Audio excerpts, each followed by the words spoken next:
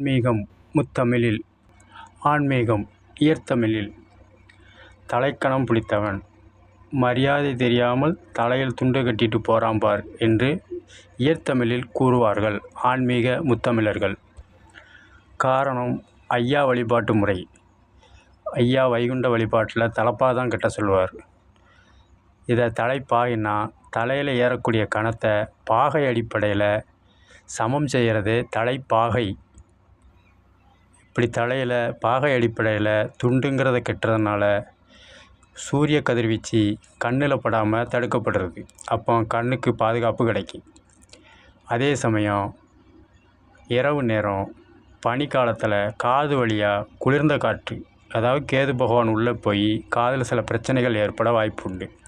இதை சரி செய்யவே காதை மடக்கியும் தலைப்பாக கட்டுவாங்க. அதனால் பகலில் கண்ணுக்கு பாதுகாப்பு தலைப்பாகை, ராகு கதிர்வீச்சு சூரிய கதிரில். இரவில் குளிர்ந்த காற்று காதில் குளிர்ச்சி, பனி ஏற்படாமல் தடுக்கிறது. இது கேது பகவானுக்குள்ளே பயிற்சி.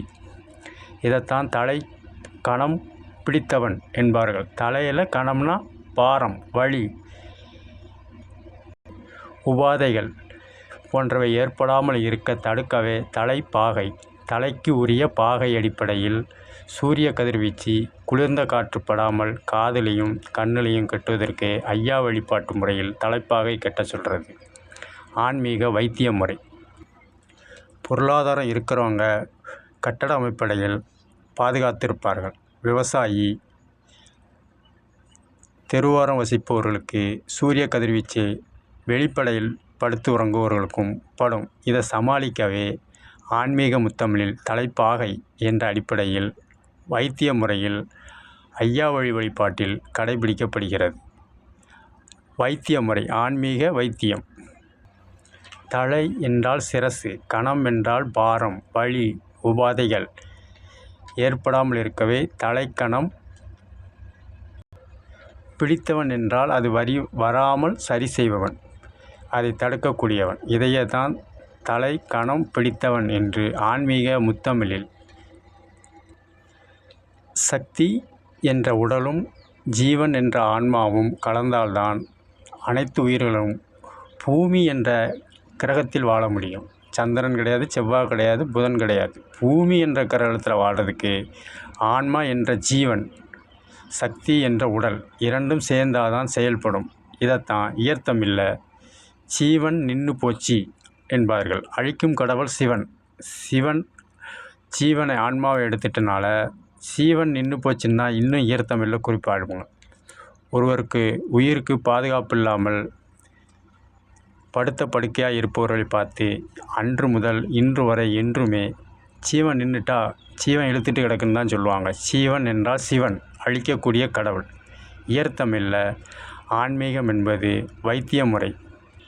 என்னதான் உடம்புல சக்தி இருந்தாலும், பலசாலியாக இருந்தாலும், சிவன் என்ற ஜீவன் வெளியே விட்டுட்டுனா அந்த உடம்பு சடலம் என்று தான் அழிக்கப்படுகிறது. அதனால் அர்த்தநாதீஸ்வரை அன்றே அண்டமும் பிண்டமும் வேற்றுமையில் ஒற்றுமை என்ற அடிப்படையில் ஆன்மீக முத்தமிழில் கணக்கிடப்படுகிறது.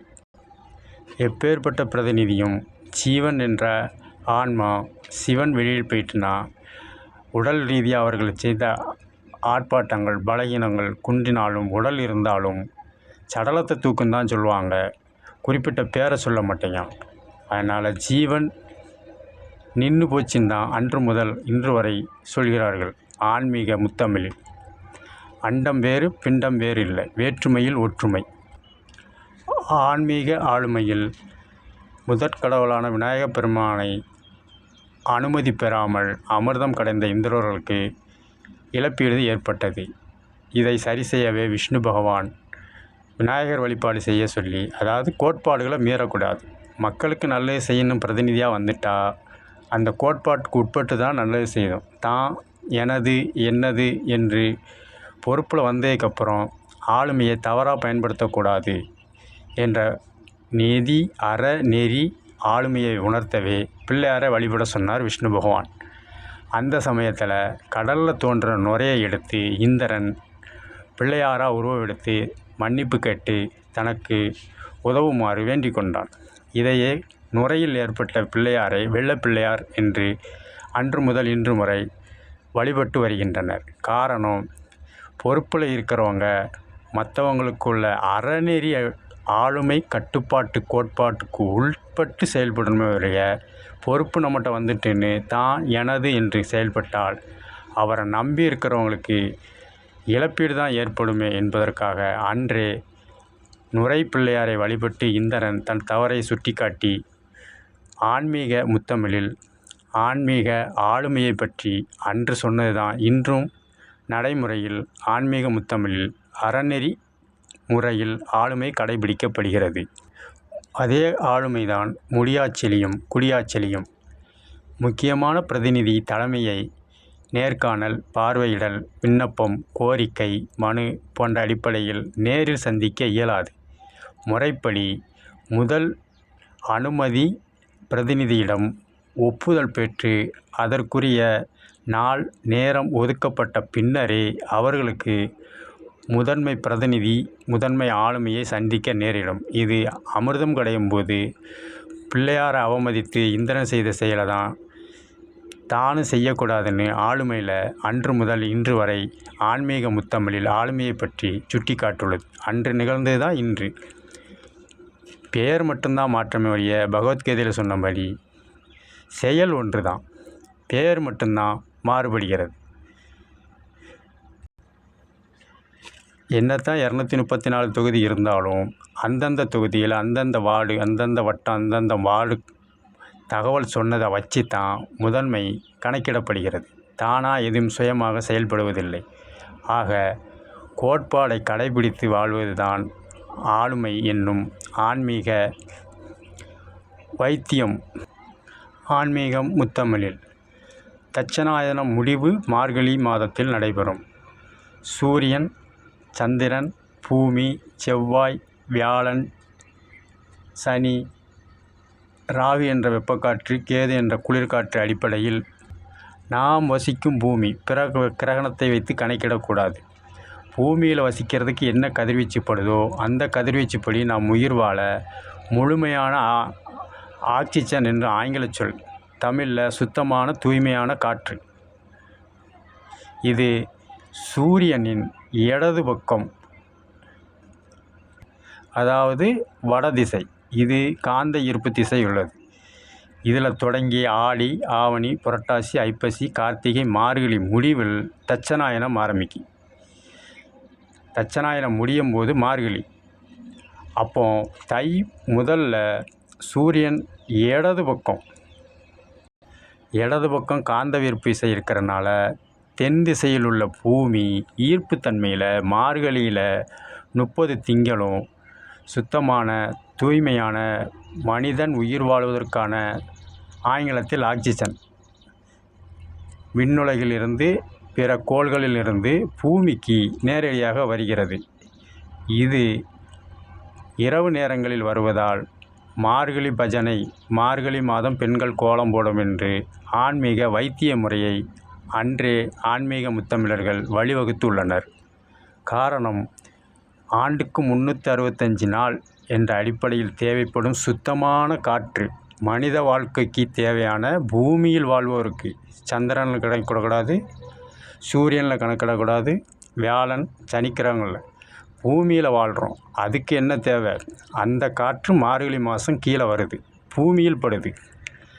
இதை சுவாசிக்கவே மார்கழி மாதம் திருப்பாவை, திருவெண்பாவை, பஜனைகள், பெண்கள் கோலமிடுதல் போன்ற நிகழ்ச்சிகளை வைத்து சுத்தமான சுவாசத்தை அந்த இரவு நேரம் பெறுவதற்காக 3லிருந்து 6 மணி வரைய ஆன்மீக முத்தமிழில் வைத்திய முறையில் கடைபிடிக்கப்படுகிறது. இதில் யாரையும் அடிமைப்படுத்துவதோ ஆளுமைப்படுத்துவதோ இல்லை. நோயற்ற வாழ்வு தான் குறைவற்ற செல்வம். இது இயற்தமிழ். என்னத்தை தான் காசு இருந்தாலும் நோய் இல்லாதவன் தான் செல்வந்தர். இது அடிப்படையில் தான் மார்கழி பூஜை பஜனை குளிரும் பொருட்படுத்தாமல் செய்ய வேண்டும் என்பதற்காக. மேலும் மார்கழி 30 திங்கள் முடிந்த மறுதினம் உத்தராயணம் ஆரம்பிக்கும். அதாவது சூரியன், சந்திரன் என்ற அடிப்படை கோள்களின் கதிர்வீச்சு பூமியில் வடதிசையை நோக்கி நகர்கிறது. அப்போ சூரியன், சந்திரன், செவ்வாய், வியாழன் போன்ற கதிர்வீச்சுகள் பூமியில் படும்போது உடம்புக்கு தேவையான உயிர் சத்துக்கள் காய், கனி, இலை வகைகள் கிடைப்பதனால் தை முதல் நாள் உத்தராயணம் ஆரம்பிக்கும். அதனால் தை திங்கள், அதாவது உடலுக்கு தேவையான சத்து காற்று மார்கழியில் கிடைக்கும். அதுக்கு பஜனை. அந்த மார்கழி முடிஞ்ச மறுநாள் தை ஆரம்பம், உத்தராயணம் ஆரம்பம். சுத்தமான காய்கறி, கீரை வகைகள், கனி வகைகளை வைத்து உண்டு உணவுக்கு தேவையான திடப்பொருளில் சக்தி கிடைக்கிறது. மார்கழி மாதம் வாயுத்தன்மையில், திரவத்தன்மையில், அதாவது பனி என்ற திரவம், சுத்தமான காற்று, ஆங்கிலத்தில் ஆக்சிஜன் அடிப்படையில் திரவ வாயுத்தன்மையில் மார்கழி தையில் நடப்பதால் தை திங்கள் பொங்கல் என்ற திருநாளை உயிர் சத்து என்ற காய், கனி, இலை அடிப்படையில் உண்டு வைத்திய முறையை ஆன்மீக முத்தமிழில் நம் முன்னோர்கள் கடைபிடிக்கின்றனர். இதில் யாரையும் அடிமைப்படுத்துவதோ பிரித்து பார்ப்பதோ கிடையாது. நோயற்ற வாழ்வே குறைவற்ற செல்வம் என்ற அடிப்படையில் தான் ஆன்மீக வைத்திய முறை, ஆன்மீக ஆளுமை முறை. கோட்பாடு மாறக்கூடாது. எந்த கோட்பாடு கொண்டு வைத்தியம் இருக்கிறதோ அந்த கோட்பாட்டுக்குட்பட்டு தான் உணவு உண்ணணும். எந்த கோட்பாடு அடிப்படையில் ஆளுமை செய்யணுமோ அதுக்கு உட்பட்டு தான் ஆளுமை செய்யணும். இதைத்தான் ஆளுமை வைத்தியம் ஆன்மீக முத்தமிழில் குறிப்பிட்டது தான். பேரை தான் மாற்றிருக்காங்களே ஒழிய செயல் என்று தான் ஒன்று தான். வெப்ப கதிர்வீச்சு ராகு பகவான், குளிர் கதிர்வீச்சு கேது பகவான். கரும்புகையாக போட்டால் இறகுகள், சருகுகள் காஞ்சா வெப்ப கதிர்வீச்சு இருந்ததுன்னா நாம் எரியூட்டப்படும் அனைத்து புகையும் கருப்பாக போகும். ராகுவின் நிறமும் கருப்பு. இது வெப்ப கதிர்வீச்சினால் ஏற்படுகிறது. அதே சருகில் ஈரத்தன்மை இருந்ததுன்னா அந்த புகை கருப்பாக போகாது. கேது பகவான் ஊடுருவி இருப்பதனால குளிர்ந்த காற்று, இதைத்தான் வெள்ளை புகையாக போகும். நெருப்பூட்டும் போது, கழிவுகளை எரிக்கும் போதும் கரும்புகையாக போச்சுன்னா ராகு பகவான் என்ற வெப்பக்காற்று. வெள்ளை புகை குளிர்ந்த தன்மையில் இருந்ததுன்னா, காஞ்சும் காயாமல் இருந்ததுன்னா கரும்புகையும் போகும், வெள்ளை புகையும் போகும். அப்போ ஆண், பெண், அர்த்தநாதீஸ்வரர் மகள் புகையும் 3 தன்மையில் வரும். இது உணர முடியுமே ஒழிய சுட்டி காட்ட முடியாது. அனுபவ ரீதியாக தான் கணக்கிடப்படுகிறதோ தவிர யாரையும் அடிமைப்படுத்துவதற்கு கிடையாது. விவசாய தொழில் தெரிந்தவர்களுக்கு அடுத்தது சொல்வது புரியும். நீரில் கேணி நீரையோ, குளத்து நீரையோ, ஆற்று நீரையோ பாய்ச்சி வயல்வெளியில் உழவோட்டுவது தொழி உழவு. இது கேது பகவான் என்ற நீர்த்தன்மையில் உழவோட்டப்படுகிறது. அதே இது காஞ்சி நீர் இல்லாமல் உழவோட்டுவது பொடி உழவும் வாங்க. உழவுலேயும் 2 தன்மை. வெப்பக்காற்று அடிப்படையில் ஓட்டுவது பொடி உழவு. நீர்த்தன்மையில் நெற்பயிர்கள் நடுவைக்காக உழவோட்டப்படுவது தொழி உழவு. பொடி உழவு என்பது ராகுபவான் என்ற வெப்பக்காற்றிலும், தொழி உழவு என்பது நீர் என்ற அடிப்படையில் கேது பகவான் என்ற அடிப்படையிலும் செயல்படுகிறது. பேர் தான் மாறி இருக்க ஒழிய ஆன்மீக முத்தமிழில் சொன்னது தான் அன்றும் இன்றும் வரும் சந்ததிகளுக்கும். இது போக்குவரத்து துறையை சார்ந்தவர்களுக்கு அடுத்தது தெரியும். கரும்புகையாக வந்ததுன்னா வெப்பக்காற்று அடிப்படையில் வாகனங்கள் பழுதடைந்ததை தெளிவுபடுத்தும். வெண்புகையாக வந்ததுன்னா கேது பகவான் என்ற படையில் அந்த உபகரணங்கள், வாகனங்கள் சமச்சீராக செயல்படுகிறது என்று கணக்கிடப்படுகிறது. ராகு பகவான் என்பது வெப்பக்காற்று அடிப்படையில் கரும்புகை, கேது பகவான் என்பது சமச்சீராக உள்ளது என்ற அடிப்படையில் இளமையான இளம் வெண்ணிற புகை.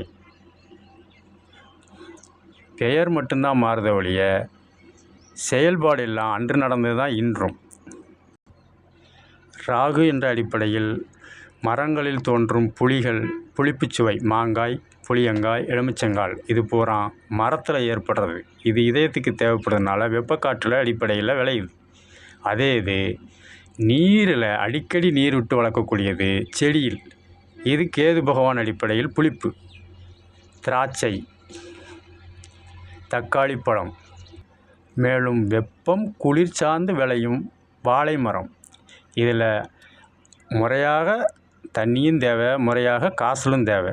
இது புளிப்பும் இருக்கும், இனிப்பும் இருக்கும். இதில் ராகு என்ற கேது என்ற அடிப்படையில், அர்த்தநாதீஸ்வரர் என்ற அடிப்படையில் மரத்தில் விளையுது வெப்பக்காற்று ஆண், செடியில் விளையிறது குளிர்ந்த நீரில் விளையக்கூடிய தக்காளி, திராட்சை பெண். தண்ணியும் வேணும், தண்ணியும் வேண்டாம். இந்த அடிப்படையில் விளையிறது வாழை மரம். புளிப்பு, இனிப்பு, துவப்பு. இது விவசாயிகளுக்கு தெரியும், எல்லாருக்கும் தெரிய வாய்ப்பு கிடையாது. ஆன்மீக முத்தமிழில் சொன்னது தான், பேர் தான் மாறி இருக்கே தவிர செயல்பாடு எல்லாம் ஒன்று தான். ஆன்மீக முத்தமிழில் ராகு கேது நிழல் கிரகம், கண்ணுக்கு தெரியாத கிரகம், சாயா கிரகம் என்று புனைப்பெயரில் வைத்தது தான். இப்போ செயல்பாட்டை மாற்றி பெயர்களை மட்டும்தான் மாற்றியிருக்காங்க. புயல் உருவாயிருக்கும்பாங்க. தாழ்வு மண்டலம் என்றால் கேது பகவான் என்ற குளிர்ந்தது. மேல் அடுக்கு சுழற்சி. இந்த அடிப்படையில் தான், அதாவது ராகு என்ற வெப்பக்காற்று மேல் வாங்கி செல்லும். இதை தான் மேலடுக்கு சுழற்சி ஏற்பட்டிருக்கும்பாங்க.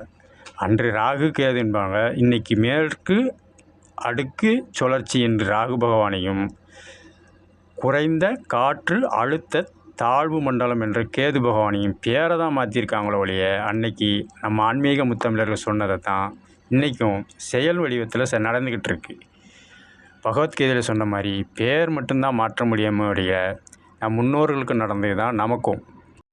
அதிலும் முறையாக புயல் இந்த இடத்துல இப்படி தாக்கும் என்று யாரும் கணக்கிட முடியாது. காரணம், ராகு என்ற வெப்பக்காற்றும் கேது என்ற குளிர்காற்றும் பூமி, சூரியன், சந்திரன், செவ்வாய், வியாழன், புதன், சனி, ராகு என்ற வெப்பக்காற்று, கேது என்ற குளிர்காற்று 60 பாகை. இந்த அடிப்படையில்தான் மழை, பனி, காற்று, கோடை 4 பருவங்களும் மாறுபடுகிறது. இதனால தான் அறிக்கையில் கூட வரக்கூடும் தான் சொல்லுவாங்களோ ஒழிய வரும்னு அறுதிட்டு சொல்ல மாட்டாங்க. அன்றும் இன்றும் அதுதான். வந்தாலும் கணக்கில் சேர்த்துக்கலாம், வரலேட்டினாலும் கணக்கில் சேர்த்துக்கலாம். அதுதான் வரக்கூடும் தான் சொல்லுவாங்களோ ஒழிய வரும்னு அறுதிட்டு சொல்ல மாட்டாங்க. காரணம், ஆன்மீக முத்தமிழில் நடந்தே தான் இன்றும் நடக்கிறது. பேர் தான் மாற்றம். காரணம், நாம் பூமியில் வாழறோம். சந்திரனை வச்சோ, சூரியனை வச்சோ, செவ்வாயை வச்சோ, சனிக்கிரகத்தை வச்சோ கணிக்கக்கூடாது. மற்ற நவக்கிரகங்களின் கோள்களின் கதிர்வீச்சு பூமியில் படுறதை வச்சு தான் கணிக்கப்பட்டிருக்கிறது ஆன்மீக முத்தமிழில்.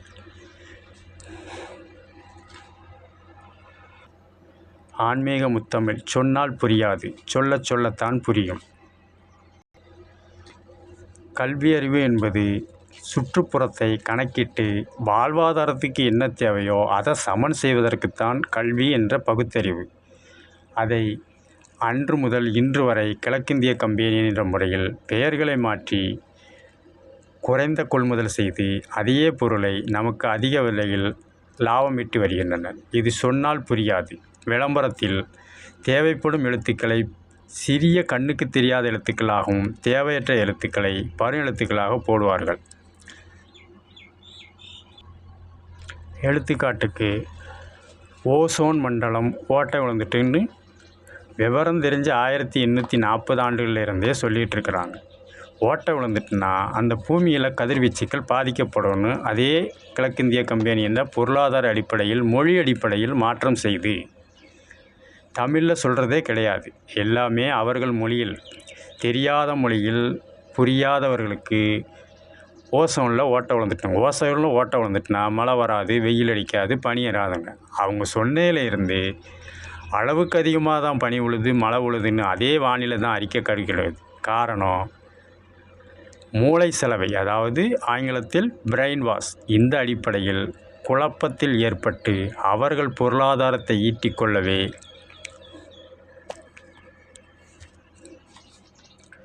இது மேலோட்டமாக பார்த்தா புரியாது. விவரம் தெரிஞ்ச நாள்லேருந்து ஓசோனில் ஓட்டை விழுந்துட்டுங்காங்க. ஓட்டை விழுந்துட்டுனா பாதிப்பு வருதுன்னு அவங்க தான் சொல்கிறாங்க. அப்புறம் கொஞ்ச நாள் கழித்து சரி செய்யப்பட்டதுன்னு. எதனால் ஓட்டை விழுந்துன்னு விளக்கம் சொல்ல மாட்டாங்க, எதை கொண்டு சரி செஞ்சதுன்னு சொல்ல மாட்டாங்க. இதைத்தான் மூளை சலவை, ஆங்கிலத்தில் பிரெயின் வாஷ். காரணம், மழை காலத்தில் தண்ணீரை வேஸ்ட்டு பண்ணால் எந்த அரசாங்கமும் தடை பண்ணாது. காரணம், செழிப்பான நேரம். அதே இது கோடையில் தண்ணியை செலவு பண்ணுனா தட்டுப்பாடு வரும். இதுக்கு தான் அந்த கோட்பாடு அடிப்படையில், விதி அடிப்படையில் நீரை சிக்கனமாக பயன்படுத்தணும்னு கோடையிலையும், மழை காலத்தில் அந்த விளம்பரம் கிடையாது. இதை மாற்றி தண்ணியே இல்லை, மழையே இல்லைன்னு சொல்லி அதை நம்ம சேகரிக்கும் போதும் சிக்கனப்படுத்தும் போதும் குறைஞ்ச விலையில் வாங்கி அதிக விலைக்கு குளிர்பானங்கள் என்ற அடிப்படையில், சாதாரண பெட்டிக்கடையில் 10,000 லிட்டரு என்ற அடிப்படையில் தமிழகத்தில் எத்தனை கடைகள் உள்ளதோ அத்தனை லிட்டர் கணக்கில் எடுத்து பார்த்தா குடிநீர் தட்டுப்பாடுக்கு வரக்கூடிய நீர் அனைத்தும் குளிர்பானங்கள் அடிப்படையில், பொருளாதார அடிப்படையில் குவளையிலும் குப்பியிலும் அடைக்கப்பட்டு நம்மிடம் குறைந்த விலையில் கொள்முதல் செய்து அவர்களிடம் நாம் அதிக விலைக்கு பெறும் நிலை அன்று முதல் இன்று வரை சாதுரியமாக நிகழ்த்துவதை மூளை சலவை, அதாவது பிரெயின் வாஷ் என்று ஆன்மீக முத்தமிழில் அன்றே கணக்கிட்டு சொல்லப்பட்டுள்ளது. காரணம், ஓசோன் என்பது திட, திரவ, வாயு என்ற அடிப்படையில், கலவை அடிப்படையில் உத்தராயணம் என்ற ஆரம்பத்திலும் தட்சணாயனம் என்ற முடிவிலும் மார்கழி மாதம், தை மாத தொடக்கம் மார்கழி மாதம் முடிவு வருவதனாலேயே ஆன்மீக முத்தமிழில் மார்கழி பூஜை, தை மாத உணவு, காய்கறிகள், கீரை வகைகள், கிழங்கு வகைகள் போன்ற உணவு உயிர் சத்துக்கள் வழிபாட்டு முறையில் ஆன்மீக முத்தமிழ் சொன்னால் புரியாது, சொல்லத்தான் புரியும். காரணம், தவறுகளை திருத்திக் கொள்வது தான் அனுபவம். மாறாக தவறுகளுக்கு நியாயம் கற்பிப்பது ஆதிக்கம், பொருளீட்டுவது. இதைத்தான் இசைத்தமிழில் தவறு என்பது தெரிந்து செய்வது, தவறி செய்வது, தப்பு என்பது தெரிந்து செய்வது. தவறு செய்தவன் திருந்த பார்க்கணும், தப்பு செஞ்சவன் வருந்தியாகணும் என்ற இசைத்தமிழில் பெற்றால்தான் பிள்ளையா என்ற நாடகத்தமிழில், ஆன்மீக முத்தமிழில் அன்றே இலக்கண அடிப்படையில், இயற்தமிழில், இசைத்தமிழில், நாடகத்தமிழில் அந்தந்த தொழில் சார்ந்தவருக்கு புரியும் வண்ணம் ஆன்மீக முத்தமிழில் கணக்கிடப்பட்டுள்ளது. பகவத்கீதையில் சொன்னது போல, நான் எனது என்பது உன்னுடையது, என்னுடையது. எதை இழந்தாய், எதற்காக நீ அழுகிறாய், எதை நீ கொண்டு வந்தாய், அதை நீ இழப்பதற்கு. எதை நீ படைத்திருந்தாயோ அது வீணாவதற்கு. எதை நீ எடுத்து கொண்டாயோ அது இங்கிருந்து எடுக்கப்பட்டது. எதை கொடுத்தாயோ அது இங்கிருந்தே கொடுக்கப்பட்டது. எது இன்று உன்னுடையதோ அது நாளை மற்றொருடைய ஆகிறது, மற்றொரு நாள் வேறொருடைய ஆகிறது. மாற்றம் ஒன்றே உலக நியாயம். கீதா உபச்சாரம். பேர் தான் மாறுத ஒழிய செயல்பாடு மாறலை. விலைவாசி ஏறிட்டுன்னா அன்று இன்றும் போராட்டம் நடத்துது. அந்த விலைவாசிக்கு ஏற்ற ஊதியமும் உயர்ந்துக்கிட்டே வருதுன்னு யாரும் கணக்கிடப்படுவதில்லை. விலைவாசியும் ஊதியமும் சமமாக இருந்தால் தான் வாழ்வாதாரம் சிறக்கும். விலைவாசி மட்டும் உயர்ந்ததுன்னா, ஊதியம் கம்மியாக இருந்ததுன்னா அப்போ விலைவாசி எப்படி சமன் செய்யப்படும்? இது மூளை செலவு என்ற அடிப்படையில் விலைவாசி ஏறுது என்று தான் கணக்கிடப்படுகிறத ஒழிய ஊதியம் அதற்குரிய ஊதியமும் ஏறிக்கிட்டே தானே இருக்குது. அதை இன்று வரை யாரும் சொல்கிறது கிடையாது. காரணம், மூளை செலவு என்ற பிரெயின் வாஷ் அடிப்படையில் பொருளாதாரம் ஈட்டுவோர் சிலர் சூட்சம முறையில், மொழி அடிப்படையில், ஆன்மீக அடிப்படையில், களவியல் முறையில் சூட்சமமாக மொழிகளை சில மாற்றங்கள் செய்து பொருளீட்டி வருவதற்கே காரணம். விலைவாசி ஏறும்போது ஊதியமும் ஏறுது. ஊதியம் ஏறும்போது விலைவாசி ஏறுது. அப்போ ஊதியத்தை வச்சு தான் விலைவாசி கணிக்கப்படுகிறது. அப்போ ரெண்டும் சமமாக தான் இருக்கிறது. இதில் மாற்றம் என்பது எதுவுமே இல்லை. பெயர் தான் மாறுதே ஒழிய செயல் மாறவில்லை. நம் தாத்தா பாட்டி ₹1 அரிசி வாங்கினாங்கன்னா அவர்கள் ஊதியம் ₹10 இருந்திருக்கும். நம்ம அப்பா ₹10 சம்பளம் வாங்கினா அவருக்கு வாங்கும்போது அரிசி ₹100. நாம் ₹100 அரிசி வாங்கினா நம்ம சம்பளம் ₹1000. அப்போது ஸ்தானங்கள் கூடிக்கிட்டு போக தான் அதை ஈடு செய்யாத ஒழிய இதில் ஏற்ற இறக்கங்கள் கிடையாது. இதைத்தான் தவறுகளை நியாயப்படுத்தி பேசுவது ஆதிக்கம், தவறுகளை திருத்திக் கொள்வது ஆன்மீகம். தவறு நிகழ்வது மனித இயல்பு. ஆனால் தவறுகளை நிகழ்த்தியே வாழ்வை நடத்துவது அறநெறிக்கு புறம்பானது. ஆன்மீக முத்தமிழ் சொன்னால் புரியாது, அனுபவ ரீதியால் மட்டுமே புரியும். 40 வயதிற்கு மேல் உள்ளவர்கள் இல்லற வாழ்க்கையில் ஈடுபட்டவர்களுக்கு புரியும் தவிர இளைய தலைமுறைகளுக்கு, பொருளாதாரம் ஈட்டாத தலைமுறைகளுக்கு பொருளாதார சிக்கனம், வருவாய் இழப்பீடு, நஷ்டங்கள் அறியாத பருவத்திற்கு புலப்படாது. அனுபவமே ஆன்மீகம். நம் முன்னோர்கள் கிடைத்த அனுபவமே நமக்கு, நமக்கு கிடைத்த அனுபவமே நம் சந்ததிகளுக்கு. ஆன்மீக முத்தமிழில் இதயத்தில் பாதிப்பு ஏற்பட்டால் வெப்பக்காற்று தேவைப்படுகிறது. இதனால் இதயம் மனிதனின் இடது பக்கம் இருப்பதனால் உள்ளங்கை சூடு, இந்த அடிப்படையில் அழுத்தம் கொடுக்கப்படுகிறது. சுவாசம் என்ற நுரையீரல் பாதிப்பு ஏற்பட்டால் வலதுபுறம், இதற்கு குளிர்ந்த காற்று அடிப்படையில் வாய் வழியாக சுவாசம் செலுத்தப்படுகிறது. இது அன்றும் இன்றும் வைத்திய முறையில் ஆன்மீக முத்தமிழில் கணக்கிடப்பட்டுள்ளது. இதயத்துக்கு உள்ளங்கை வெப்பக்காற்று ராகு, நுரையீரலுக்கு குளிர்ந்த காற்று, வாய் மூலியமாக வாய் வைத்து குளிர்ந்த காற்றை சுவாசத்திற்கு செலுத்தப்படுகிறது. ஆன்மீக முத்தமிழ் வைத்தியம். இதையே இல்லறவாசிகள் அறநெறி முறைப்படியில் திருமணம் செய்தவர்களுக்கு வைத்திய முறையாக கடைபிடிக்கப்படுகிறது. ஆன்மீக முத்தமிழில் இயத்தமிழில் கையமுக்கிற கணக்கு பிள்ளைக்கு மாதம் ₹10, காலமுக்கிற கணக்கு பிள்ளைக்கு கூட ₹10.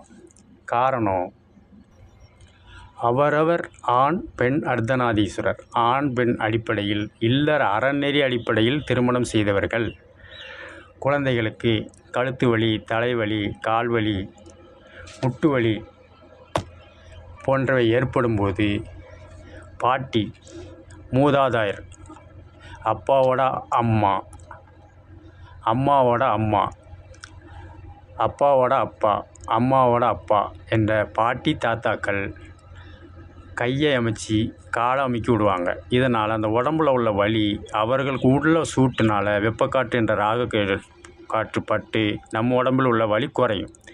அதனால் எனக்கு கைகால் வலிக்கு அமுக்கி விடும்பாங்க. இது யாரையும் அடிமைப்படுத்துவதோ ஆதங்கப்படுத்துவதோ இல்லை. இது வைத்திய முறை. இதைத்தான் கையமுக்கிற கணக்கு பிள்ளைக்கு மாதம் ₹10, காலமுக்கிற கணக்கு பிள்ளைக்கு கூட ₹10 என்று நம் முன்னோர்கள் ஆன்மீக முத்தமிழில் இயத்தமிழில் கணக்கிடப்பட்டுள்ளது. காரணம், நாம் கைவிரல், கால்விரல் அழுத்தம் கொடுக்கல கூட நரம்புகள் தொய்வு, நரம்புகள் பிடிப்பு, நரம்புகள் இறுக்கம், நரம்புகள் சுளுக்கு போன்றவை சமம் செய்யப்படுகிறது. இது முறையாக தொழில் செய்பவர்களுக்கு பாதிப்பு ஏற்படும்.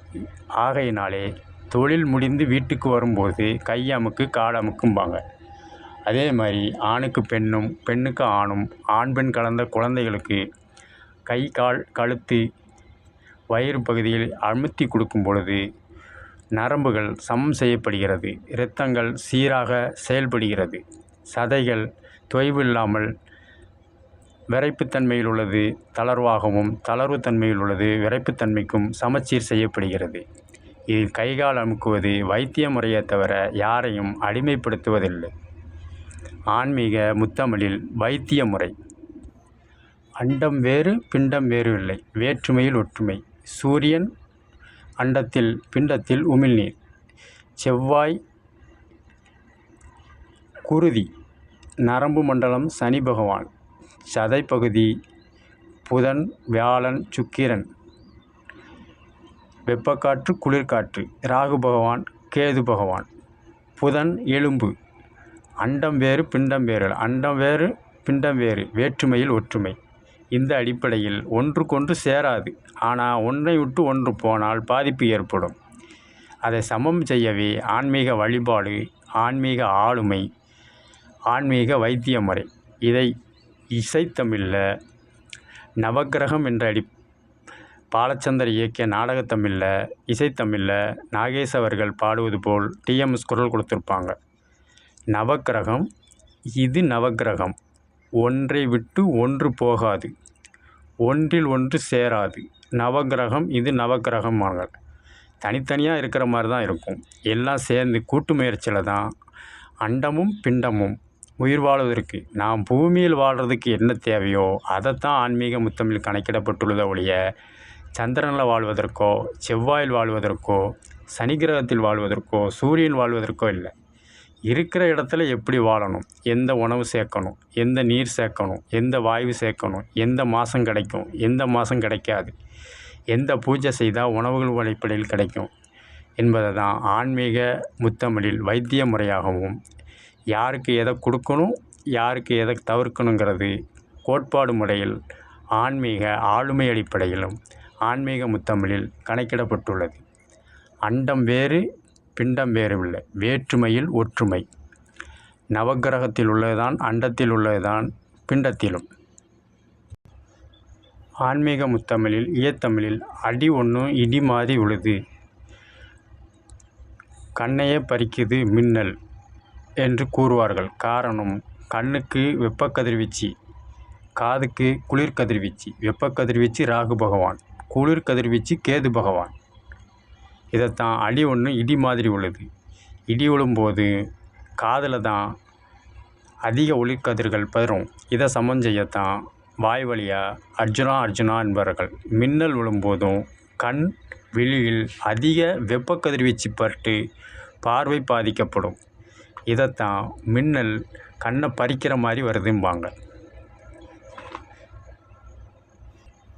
இதை சமன் செய்யத்தான் இடிக்கும் மின்னலுக்கும் வர்ணன் என்ற, வாயு என்ற, மழை என்ற அடிப்படையில் தேவன், தேவைகளை ஏந்துபவன் தேவயேந்திரன், தலைவனாக வைப்பவன். அவருக்கு பிறந்த, குந்தி தேவிக்கு பிறந்த மகன் அர்ஜுனன். இந்த அடிப்படையில் தான் தேவேந்திரனுடைய மகனாகிய அர்ஜுனனை உச்சரிக்கும்படி ஆன்மீக முத்தமிழில் இடி விழும்போதும் மின்னல் விழும்போது அர்ஜுனா அர்ஜுனாம்பாங்க. ஏன் தேவேந்திரன்னா, காற்று மூச்சுக்காற்று செவிப்பறையாகவும் வெளிப்பறையாகவும் அதிகமாக ஊடுருவ வெளியேற முடியாது. ஆனால் அர்ஜுனா அர்ஜுனாங்கும்போதும் கண் வழியாகவும் வெப்பக்காற்று வெளியேறும் உள்ளே வரும், காது வழியாகவும் குளிர்காற்று உள்ளே வரும் வெளியில் போகும். அப்போது அந்த இடி மின்னல் பாதிப்பிலிருந்து காப்பாற்றவே, தற்காத்து கொள்ளவே அர்ஜுனா அர்ஜுனா என்ற உச்சரிப்பை ஆன்மீக முத்தமிழில் இயத்தமிழில் அன்றே கணக்கிடப்பட்டுள்ளது. ஆன்மீக முத்தமிழ் சொன்னால் புரியாது. ஒரு இதயத்தில் பாதிப்பு வந்தவர்கள் அதிகமாக சிரிப்பு ஏற்படுத்தினால் நோய் வர வாய்ப்புகள் குறைவு. இதை அதிகமாக சிரிக்கும்போது கண்ணீரில் நீர் வரும். இது துவப்புத்தன்மையில் வரும். இது ராகு என்ற வெப்பக்காற்று. இதை ஆனந்த கண்ணீர்பாங்க. அதே சமயம் இதயமும் பாதிக்காது.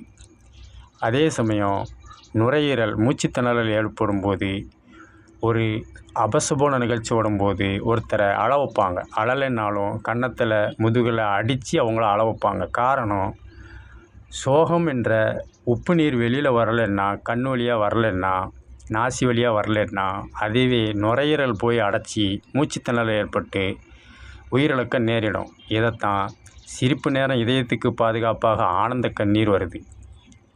சோகத்தை தீர்ப்பதற்காக, நுரையீரல் பாதுகாப்புக்காக நடைமுறை பேச்சில் உள்ள துக்க நிகழ்ச்சிக்கு அழுவார்கள். அழுகும்போது உப்பு நீர் வெளியில் வந்து நுரையீரல் பாதுகாப்பு படுகிறது.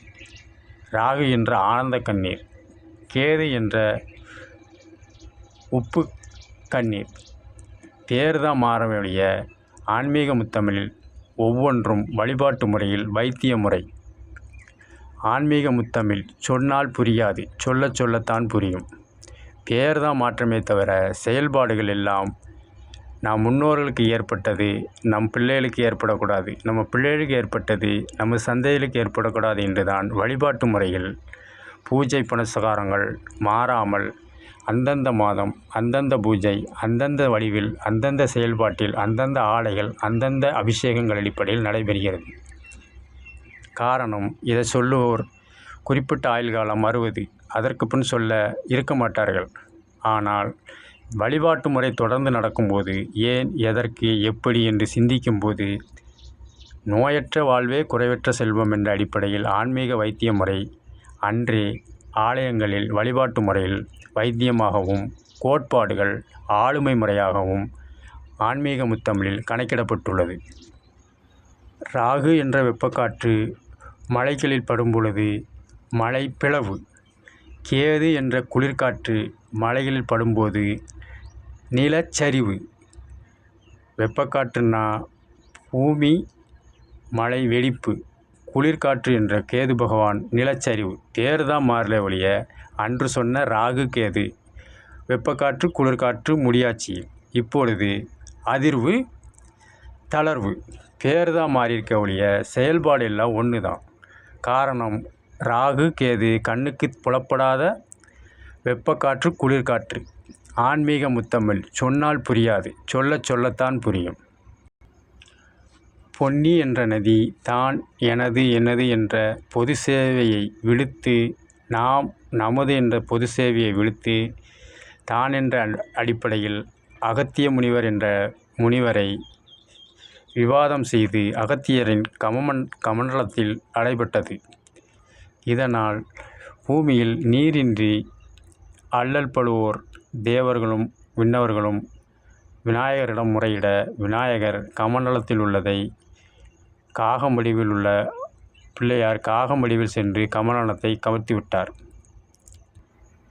அப்போது வந்திருப்பது பிள்ளையார் என்று தெரியாமல் அகத்திய முனிவர் கமண்டலத்தின் நீரை கவிழ்த்துவிட்ட சிறுவன் என்ற காகம் என்ற பிள்ளையாரை கோபித்து விவாதம் போடும்போது பொன்னி நதி தான் எனது என்ற அடிப்படையில் செயல்பட்டதால் அதன் கர்வத்தை அடக்கவே அடைக்கப்பட்டேன். இது எனது தனிப்பட்ட விஷயம் என்று அகத்தியர் வினாவ, அதற்கு முதற் கடவுளான பிள்ளையார், அதாவது ஆளுமைக்கு கோட்பாடு, எந்த இதையும் விதிமீறி செயல்படாது. தனிப்பட்ட செயலுக்கு அடைப்படலாம், ஆனால் நதி என்பது அனைவருக்கும் தேவையான ஒன்று. அதை கட்டுப்படுத்த உங்களுக்கு கோட்பாடுகள் விதிமுறைகள் கிடையாது என்ற அடிப்படையில் அகத்தியருக்கும் விநாயகருக்கும் விவாதம் ஏற்பட்டது. பொன்னி என்ற காவிரி நீர் செய்தது தவறுதான். இருந்தாலும் பொதுவாக தேவைப்படும் நீரை அனைவருக்கும் கிடைக்கப் பெறாமல் தான் என்ற அடிப்படையில் கமண்டலத்தில் அடைத்தது தவறு என்று சுட்டிக்காட்டி அகத்தியரை மனம் மாற்றி கமண்டலத்தில் உள்ள பொன்னி என்ற நீரை காகம் என்ற வடிவில் பிள்ளையார் கவிழ்த்து விட்டதனால் காவிரி என்ற பெயரில் அன்று முதல் இன்று வரை காவேரி நீர் ஆளுமைக்கு ஆன்மீக முத்தமிழில் வழிகாட்டியாக நடந்து வருகிறது. காரணம், பொது சேவையில் இருக்கும் நதி போன்ற உள்ளோர்கள் அனைவருக்கும் சமமாக செயல்பட வேண்டும். என்னை விட்டால் வேறு யாரும் கிடையாது என்ற தான் எனது என்ற கர்வம் கொண்டால் சில உபாதைகள் இளையோர்கள் தாக்கக்கூடும். இதைத்தான் கமண்டலம் என்ற அடிப்படையில் அடைக்கப்பட்டு அதை சரி செய்யவே விநாயகர் வழிபாடு முறையில் பொன்னி என்ற பெயருடைய நீர் காகம் விரித்து விட்டதால் காவிரி என்று பெயர் பெற்று செயல்பட்டு வேளாண்மை துறைக்கு பயன்பட்டு வருகிறது. அதே தொடர்ச்சி தான் புராணத்தில் நடந்த நிகழ்வு தான் முடியாட்சியிலையும் குடியாட்சியிலையும். கோடை காற்றுக்காலம் வரும்போது, நீர் வற்றும் நிலை வரும்போது காவேரி தடைபடுகிறது. இதனால் போராட்டங்கள், கோட்பாடுகள் மீறுதல், விபரீதங்கள் நடக்கிறது. ஆனால் அதே மழைக்காலம் வரும்பொழுது இயற்கைக்கு புறம்பாக அல்லாமல் இயற்கையாகவே அதன் அடிப்படையில் பொது சேவையில் ஈடுபடும் பொழுது எப்பேற்பட்ட தடைகளையும் மீறி அதிக அளவு நீர் ஆண்டுதோறும் வரவேண்டிய இடத்திற்கு, வளமை சேர்க்கக்கூடிய இடத்திற்கு தானாகவே வந்து சேர்கிறது. புராணத்தில் நடைபெற்ற நிகழ்வுதான் முடியாட்சியிலையும் குடியாட்சியிலையும். கோட்பாடு மீறும்போது இயற்கை அதை சமன் செய்யப்படுகிறது. இதைத்தான் இயற்தமிழில் ஆனைக்கு ஒரு காலம் வந்தால் பூனைக்கு ஒரு காலம் வரும்பாங்க. ஆனை என்ற அறநெறி விதிமீறல் அடிப்படையில் நீரை தேக்கி வைத்தால் பூனைக்கு ஒரு காலம் வரும். பூ என்றால் பருவம். விவசாயத்தில் எத்தனை பூ விளைஞ்சிட்டு அப்படின்னு கேட்பாங்க. அதாவது எத்தனை பருவம். அப்போ மழைக்காலம்னு ஒன்று வரும்போது எவ்வளோ பெரிய அணை கட்டினாலும் சரி, எவ்வளோ நீர்த்தேக்கம் வச்சாலும் சரி, அதை மீறி இயற்கை வந்து வரவேண்டிய இடத்துல தேவைப்படும் வேளாண்மைக்கு உரிய உபரி தண்ணீரை தந்துவிட்டு பொது சேவை அடிப்படையில் சமம் செய்கிறதே. ஆனைக்கு ஒரு காலம் வந்தால் பூனைக்கு ஒரு காலம் வரும். புராணத்தில் அகத்தியர், பொன்னி என்ற காவேரி, விநாயகர் புராண வழிபாடு தான் முடியாட்சியிலும்.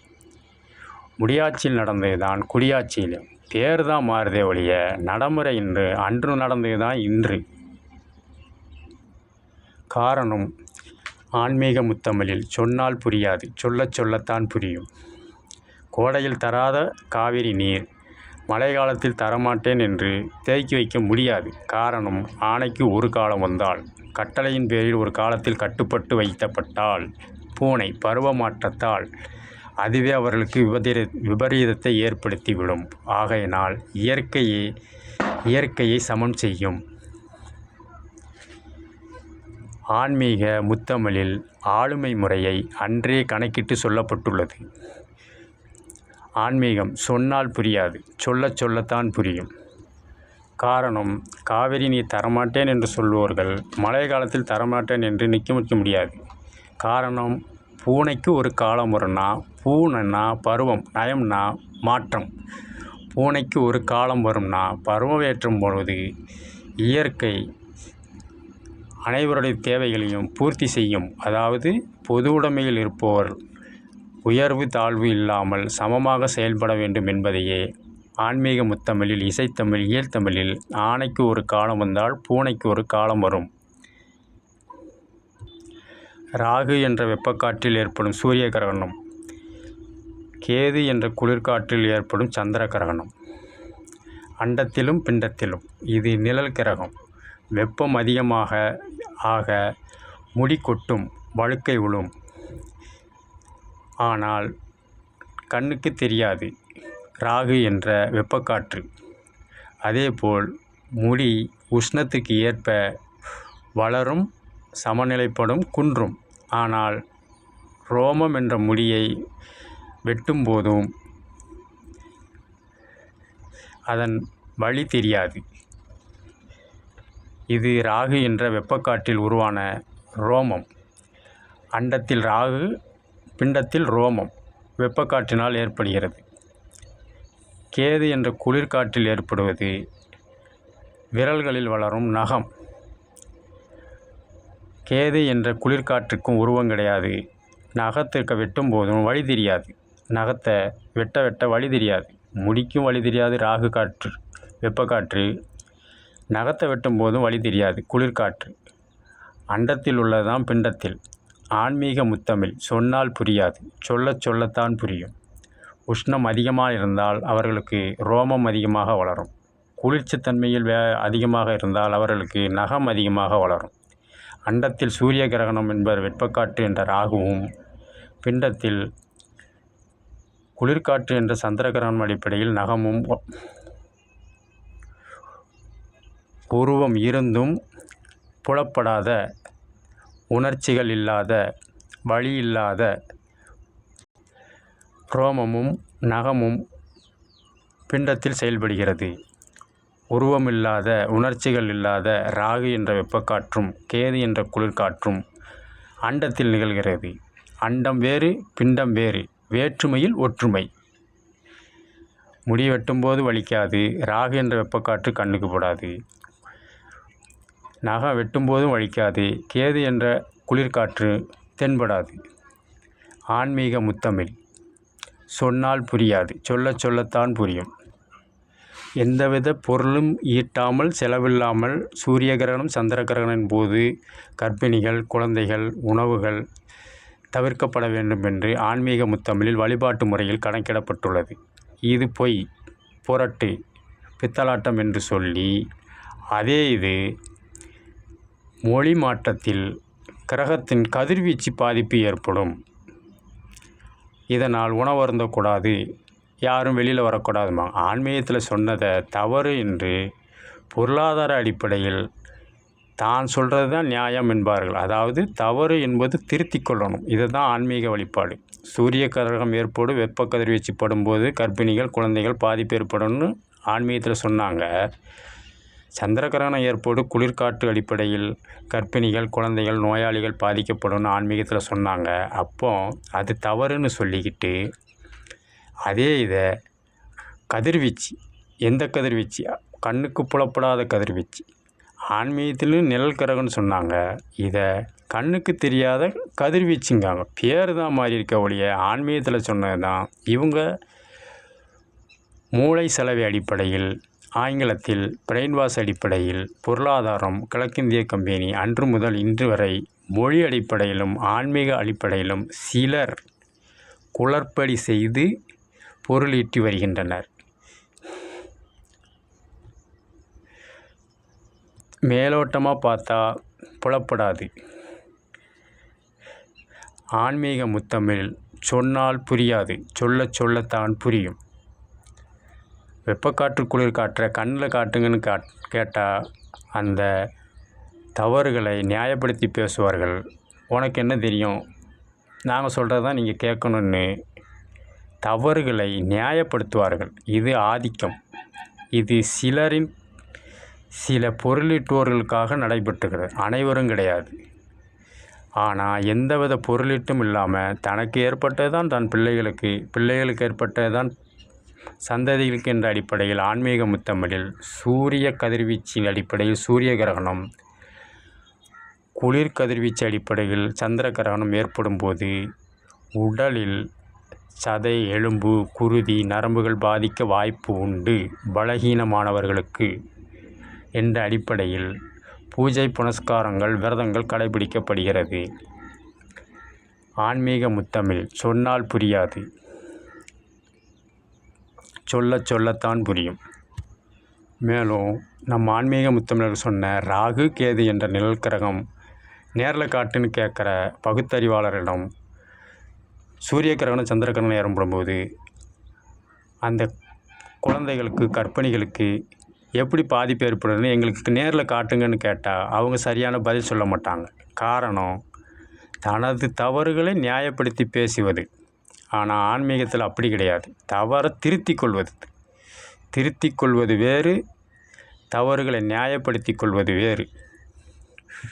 ஆன்மீக முத்தமிழில் தவறுகளை திருத்தி கொள்வதே அனுபவம் என்ற அடிப்படையில் ஆன்மீக முத்தமிழில் கணக்கிடப்பட்டுள்ளது ராகு கேது. ஆனால் அதுவே பொருளீட்டும் அடிப்படையில் சிலர் தனது தவறுகளை நியாயப்படுத்தி பேசுவார்கள்.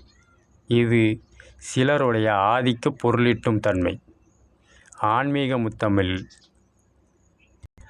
அனுபவ ரீதியாகத்தான் புலப்படுமே தவிர திட்டத்தாலும் சிலரது வன்முறையாலும் கட்டுப்படுத்த முடியாது. காரணம், கட்டுப்பட்டது போல் தெரியும். மீண்டும் பருவமாற்றின் அடிப்படையில் அவர்கள் செய்த தவறுகள் மீண்டும் அவருக்கு எதிர்வினையாக வந்து செயல்படும்.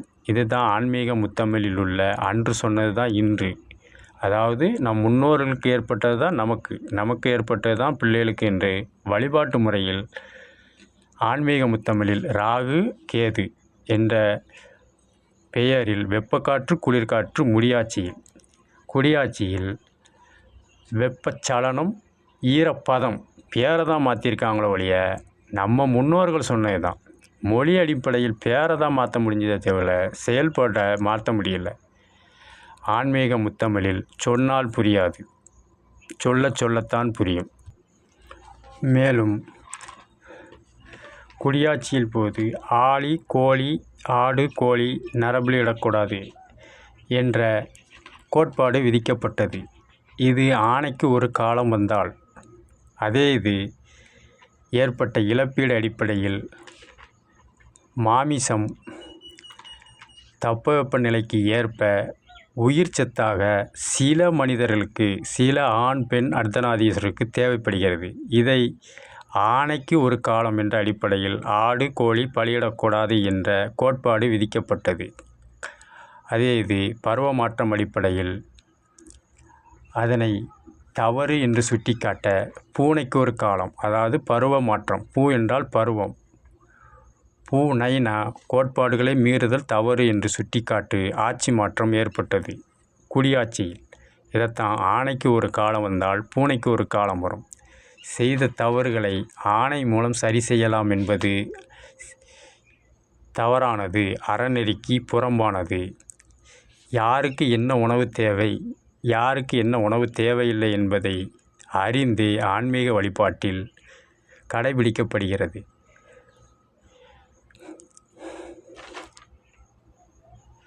இதைத்தான் ஆணைக்கு ஒரு காலம் வந்தால் கோட்பாடு மூலம் கட்டுப்படுத்தினால் பூனைக்கு ஒரு காலம் வரும், பருவங்கள் மாற்றத்தால் ஆட்சிகள் மாற்றங்கள் வரும் என்பதை ஆன்மீக முத்தமிழில், இசைத்தமிழில் இல்லாமல் இயத்தமிழிலும் சொல்லியிருக்கிறார்கள்.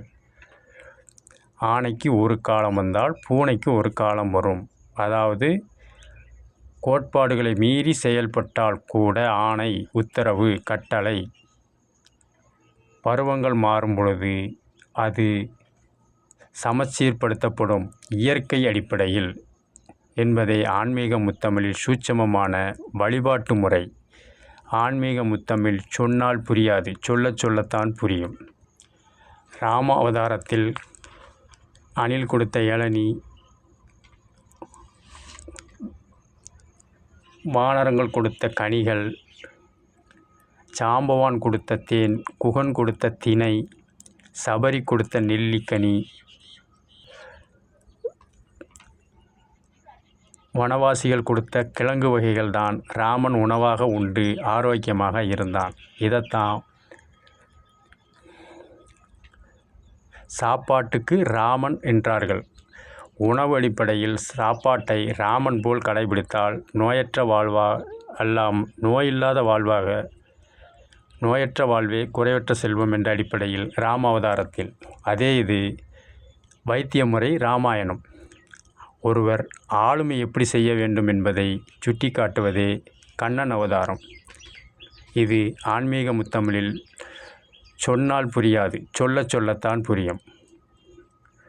கிருஷ்ணனுக்கு வாரிசு, பதவி மோகம், கையூட்டல், தான், தனது, எனது, மமதை கிடையாது.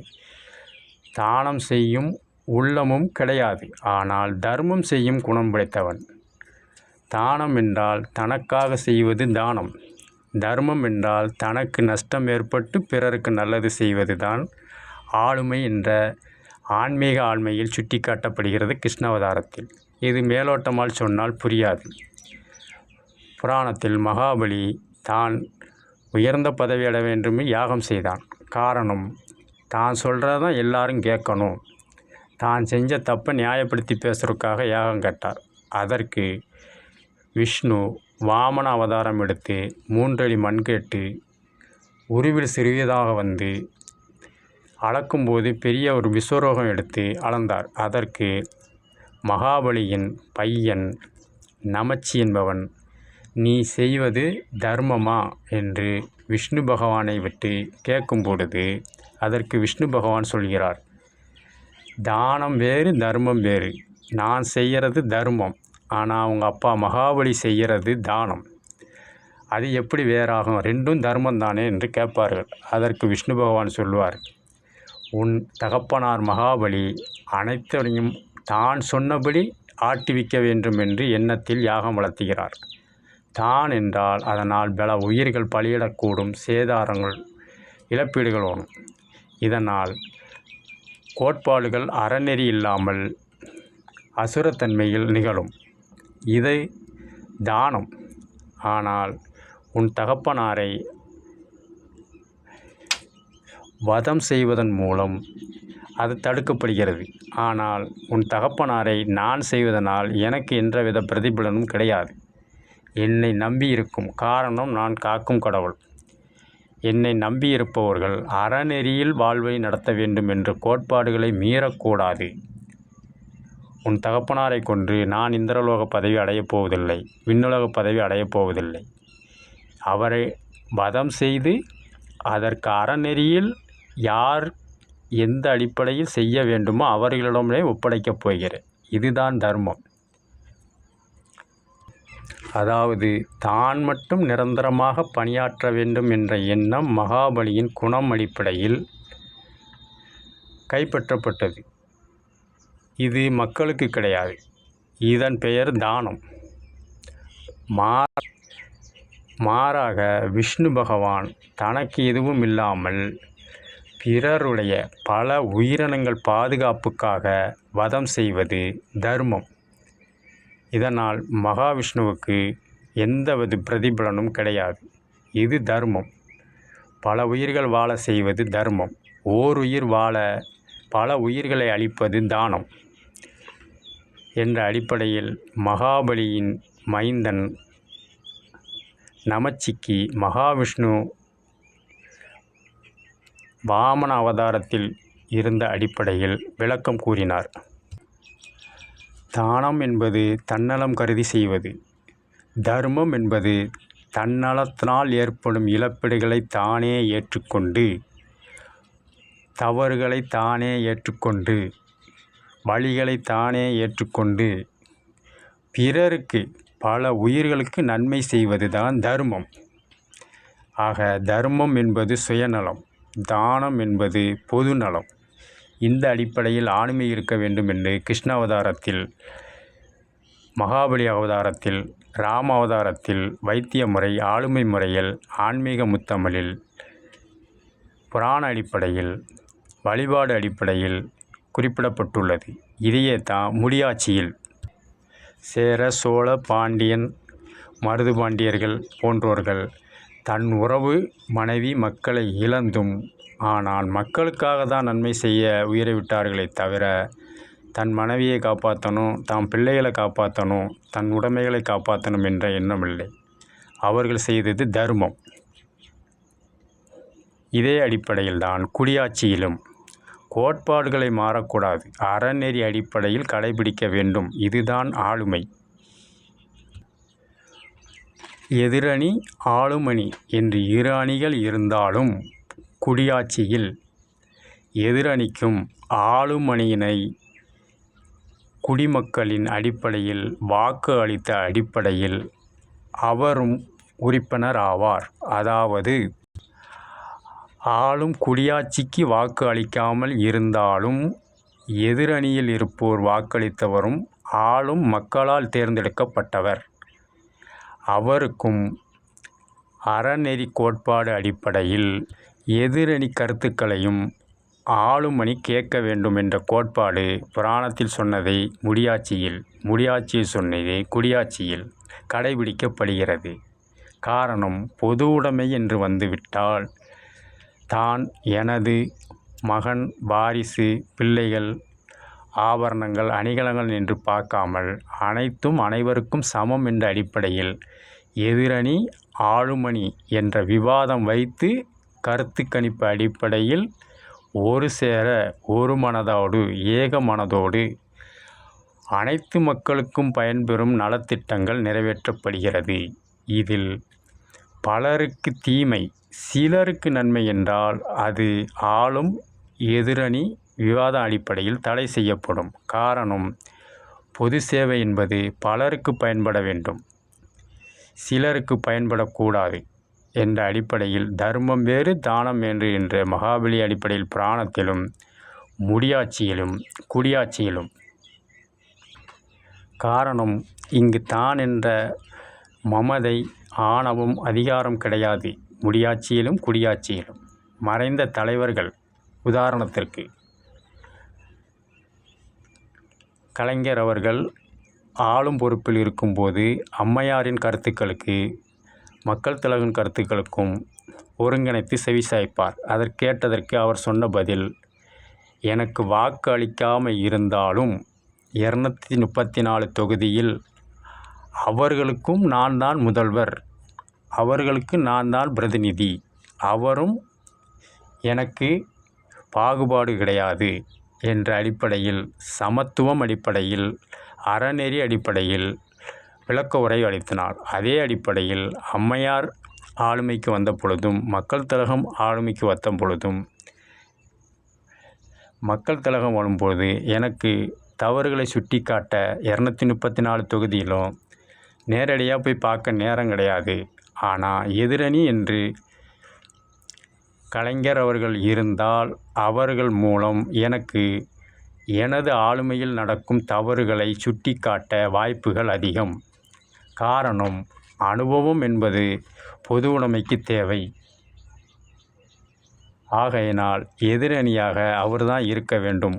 வாக்கு அளிக்காவிட்டாலும் அவருக்கும் நான் தான் முதல்வர் பிரதிநிதி என்ற சமத்துவ முறையில், அதாவது பொதுநலம் பார்த்து தன்னலம் கருதாமல் செயல்பட்டது மக்கள் திலகம். அதே போல் அம்மையார் அவர்களும் கலைஞர் அவர்களுக்கு தனி இருக்கை, தனி வசதி, வயோதிக பருவம், அனுபவம் அடிப்படையில் வசதிகள் செய்து கொடுத்தார். காரணம், அவரும் பொது உடைமை அடிப்படையில், கோட்பாடுகள் அடிப்படையில், அறநெறி அடிப்படையில், மக்களுக்காக சேவை என்ற அடிப்படையில், தானம் என்ற அடிப்படையில் இல்லாமல் தர்மம் என்ற அடிப்படையில், புராண அடிப்படையில், முடியாட்சி அடிப்படையில், குடியாட்சியில் செய்யப்பட்டது. பெயர் தான் மாற்றமே தவிர செயல்பாடுகள் எல்லாம் ஒன்று தான். வாக்கு அளிக்காவிட்டாலும் எதிர் அணியினருக்கும் ஆளும் அணியினர் குடிமக்களே. காரணம், அண்டத்தில் தட்பவெப்பநிலை மாறுபடும் பொழுதும் பிண்டத்தில் நோய்கள் மாறுபடும். இதனால் பிளவுகள், மனக்கசப்பு, வாழ்வாதார சீர்கேடு ஏற்படும். இதனை சுட்டிக்காட்ட எதிரணியர் தான் முற்படுவர். காரணம், ஆளும் தன்மையில் உள்ளவர் செயல்பாட்டு செய்வதை தான் காலம் நேரம் செலவிடப்பட முடியும். அதே சமயம் தவறுகள் நடப்பதை தெரிந்து கொள்ள வாய்ப்புகள் ஓரளவு குறைவு. அதை சுட்டிக்காட்டவே எதிரணியினர். இதற்காகவே ஆளுமை என்பது முடியாட்சியிலும் சரி புராணத்தில் நடந்தது தான், குடியாட்சியிலும் சரி புராணத்தில் நடந்தது தான். பேர் மட்டும்தான் மாறி இருக்க ஒழிய செயல்பாடுகள் எல்லாம் ஒன்று தான். ஆன்மீக முத்தமிழ் சொன்னால் புரியாது, சொல்ல சொல்லத்தான் புரியும். இதையே ஆன்மீக முத்தமிழில் முருகக்கடவுள் மன்னரிடம், மன்னன் என்பவன் பாவம் செய்தவன் என்று விவாதம் கேட்பார். அதற்கு மன்னர், மன்னன் எப்படி பாவம் செய்தார்? அவர் நல்ல காரியத்தை தானே செய்கிறாரு, அவர் புண்ணியம் செஞ்சவர் தானே என்று கேட்பார். அதற்கு தமிழ் கடவுள் முருகன் சிறு வயதில் வேடமிட்டு வந்த அடிப்படையில், தமிழ் அடிப்படையில் ஆளுமை எப்படி இருக்க வேண்டும், எப்படி இருக்கும் என்பதையும் தானம் வேறு தர்மம் வேறு என்ற அடிப்படையில் விளக்கும் இயற்தமிழ். பழி ஓரிடம், பாவம் ஓரிடம். இது இயற்தமிழில். காரணம், தட்பவெப்பநிலை மாற்றம் காரணமாக குளம், நதி, ஏரி, கேணி நீர் வளம் இருந்தால் அந்த ஆட்சியில் யாரும் கோட்பாடுகள் மீறல், விதி மீறல், அரசு சரியாக செய்யலைன்னு சொல்ல மாட்டாங்க, புகழ்ந்து பாட மாட்டாங்க. அதே சமயம் சில மாதங்கள் குளம், நதி, ஏரி, கேணி நீர் இல்லாமல் வற்றி போகக்கூடும். அண்டத்தின் தட்பவெப்ப காலை பருவநிலங்கள் மாற்றத்தால். அப்பொழுது அதே